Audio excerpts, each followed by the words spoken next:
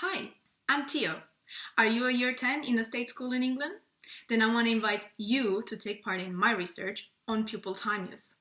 Look, I believe that if I can have a look at how you and your fellow pupils spend your time, in and outside of school, then it might tell us, the researchers, and your teachers, how to ensure that the work they assign you is reasonable, doable, and allows for work-life balance.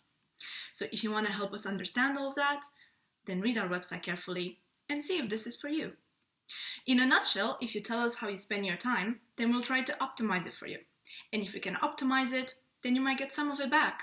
That's extra time to spend as you wish, picking up on your hobby or just spending it with your friends. At the end of the study, we'll share with you the results so you can see what we found out.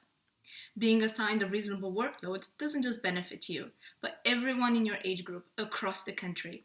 So by participating, you would also be helping them. But make sure you discuss your participation with your parents or legal guardians first, and sign the consent form. You'll need their email address to do that. So once you agree to take part, I'll ask you to write down all your activities during the day, including the time you spend doing homework, being on your phone, eating, or even sleeping.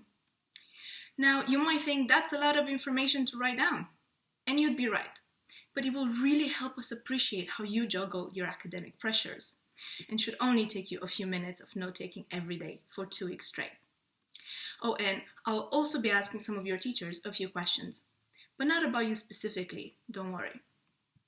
In fact, what you share with me is entirely confidential, within legal limits of course, and your teachers won't even know about your participation. You can tell them if you want, but please do it at the end of the study.